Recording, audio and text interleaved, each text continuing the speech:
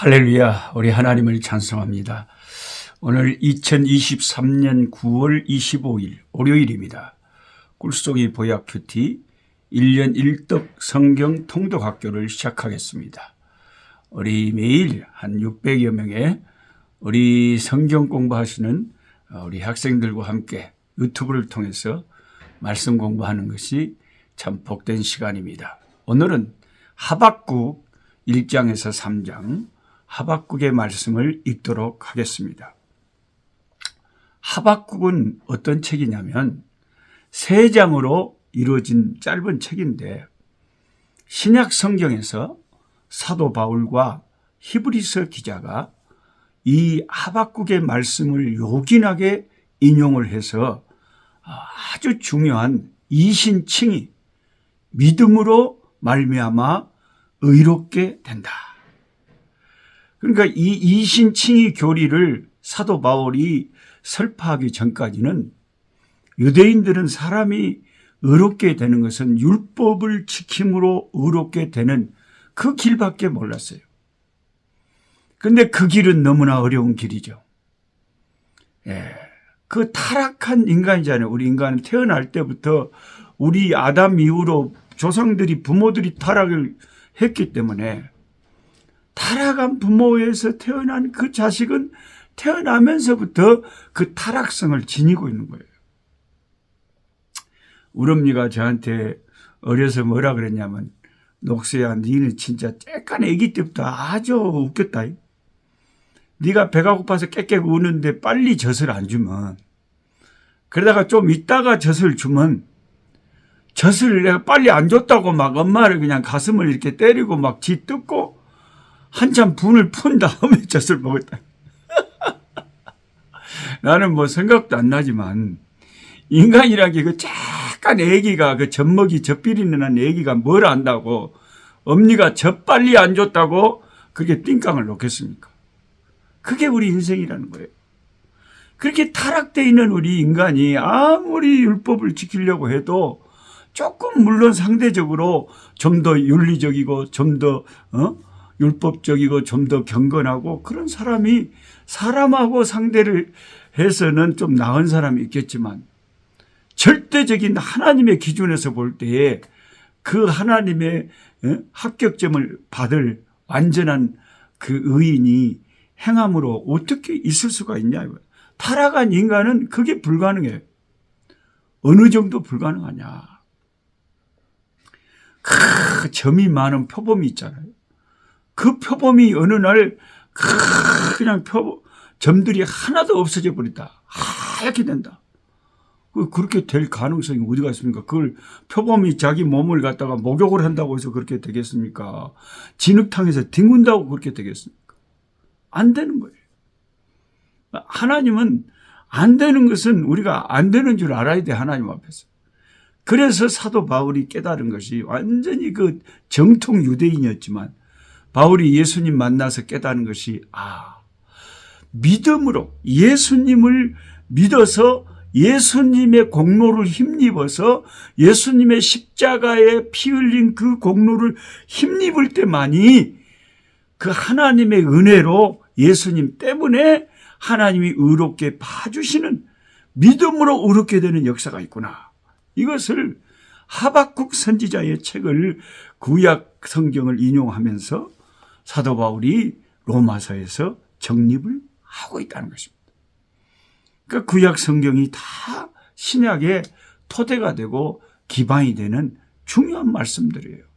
그래서 저는 그냥 쉬운 성경 신약만 이렇게 늘 공부하는 게 아니라 매일같이 매년 똑같이 창세기부터 요한계시록까지 어려운 책이나 쉬운 책이나 편식하지 않고 꼭 그렇게 1년에 1도씩 계속해서 말씀을 가까이 하려고 합니다. 이 하박국 선지자가 물론 다른 선지자들도 가끔 하나님에 대해서 질문을 던지는 선지자들이 있습니다만 하박국 선지자도 하나님 앞에서 이해가 안 되는 문제가 2가지가 있었어요.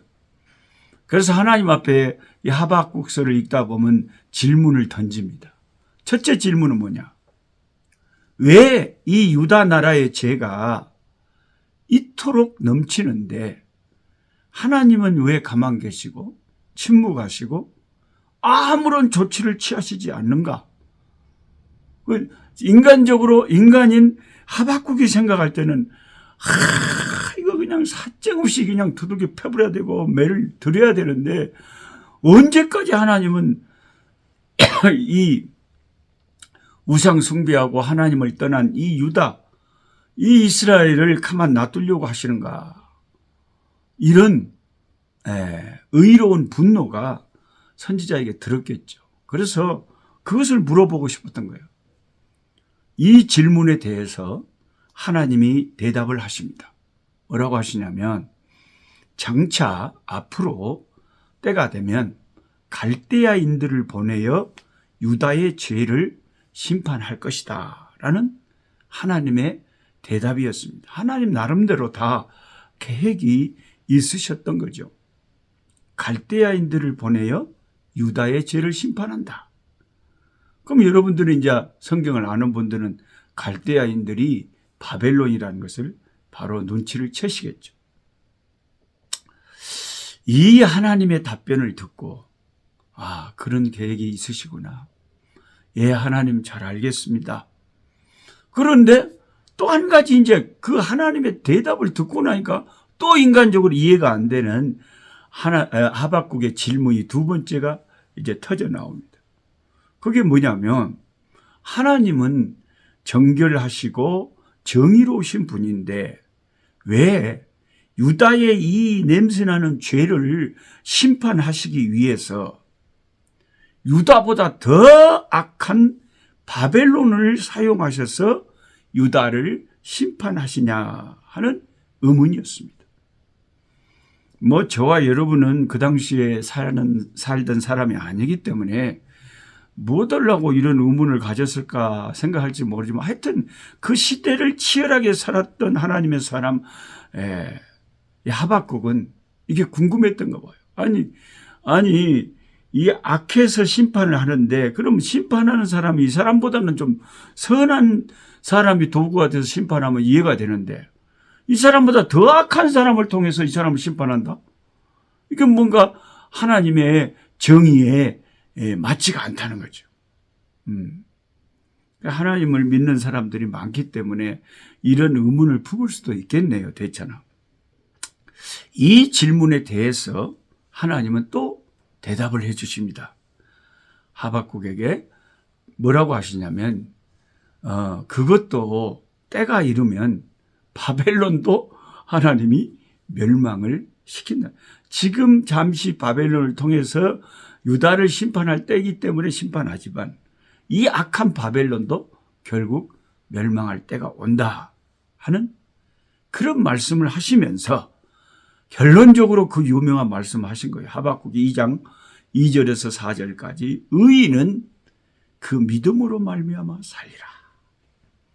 그러니까 하나님의 사람들은 하나님을 믿는 믿음으로 사는 것이지 네가 자꾸 하나님에 대해서 이상하다.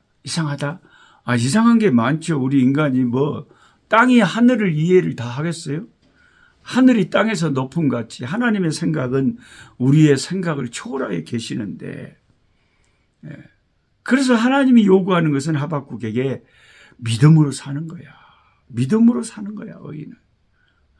이 말씀을 하는 거죠. 하나님을 믿어라. 하나님을 믿어라. 바벨론이 망할 때도 정해져 있었습니다. 그러므로 더딜지라도 저와 여러분 인간의 생각에 하나님 언제까지입니까? 낑낑거리며 죽겠습니다. 하지만 하나님의 때까지는 기다리라. 바울은 이 구절을 인용해서 로마서 1장 17절, 갈라디아 3장 11절에 이 신칭이 믿음으로 의롭게 되는 진리를 적용을 했습니다.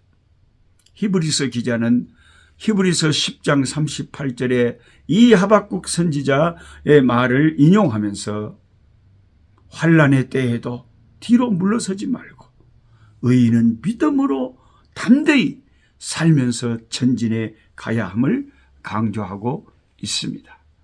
참 이런 하나님의 그 영감 어린 말씀들이 이신칭의로도 발전을 하고 또 환난과 고통을 당할 때 의인은 믿음으로 견딘다. 의인은 믿음으로 사는 것이다. 하는 격려의 말씀으로 인용이 되고 있습니다. 참 요즘도 우리가 살기 힘들잖아요. 참 혼란스럽고 세상이 복잡하고 전쟁이 일어나고 정치적으로도 참 힘들고 언제나 우리에게는 봄이 올련가. 언제나 우리에게 참 기쁨의 날이 올련가. 우리는 항상 인내하면서 그날을 기다리고 삽니다. 언젠가는 오지 않겠습니까? 동터울 황금시대. 아침이 오기 전이 가장 어둡다. 반드시 아침은 오게 돼 있고 따뜻한 봄날은 언젠가 이르게 될 줄 믿습니다. 하나님을 의지하고 하나님을 신뢰하고 하나님을 믿음으로 이 역사의 고통 속에서 현실 속에서 사는 우리들 견뎌내야 됩니다. 그래서 하박국 3장의 결론처럼 환경이 실망스럽고 힘들어도 우리는 오직 여호와로 인하여 즐거워하며 나의 구원의 하나님을 인하여 기뻐해야 합니다. 하박국은 이런 많은 의문이 있었고 또 이해가 안 되는 점들이 많았지만 하나님의 응답을 듣고는 모든 것이 다 아버지 뜻 가운데 되는구나 하면서 비록 무화과 나무에 열매가 없고 밭에 소출이 없고 포도나무에 열매가 없고 애양간에 소가 없어. 모든 환경이 너무너무 힘들다. 그래도 나는 여호와로 인하여 즐거워하며 나의 구원의 하나님을 인하여 기뻐하리로다. 아멘, 아멘, 아멘. 그렇게 고백하고 있습니다. 사슴의 앞발은 뒷발보다 짧아서 높은 곳을 올라갈 때 껑충껑충 잘 뛰어오를 수가 있다고 합니다. 우리의 삶에 하나님을 신뢰하는 믿음이 주어질 때 우리는 고난의 험준한 산비탈도 사슴처럼 뛰어 올라가면서 극복할 수가 있습니다. 오직 믿음으로 우리는 살아야 되겠습니다. 오늘 하루 힘들고 어려우십니까?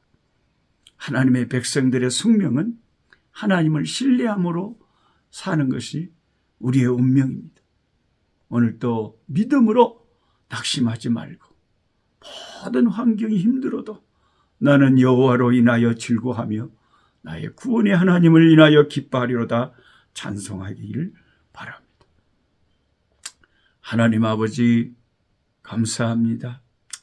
때로는 우리의 감정이 상하고 때로는 환경이 너무 어려워서 한숨이 나고 또 세상의 난리와 난리 전쟁의 소문과 정치와 경제와 문화와 여러 가지로 우리의 생각에 맞지 않고 힘든 일들이 많습니다.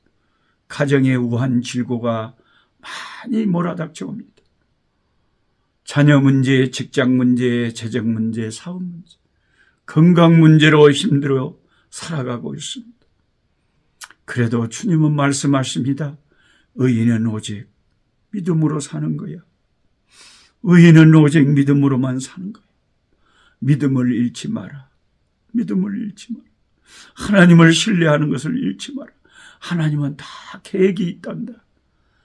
주님은 성경을 펼치면 여상히 말씀하신 주의 말씀 아버지 우리가 잘 듣고 예 하나님 알겠습니다.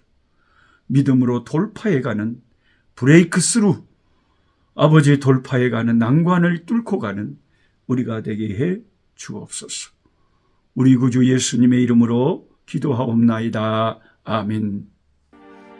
약한 자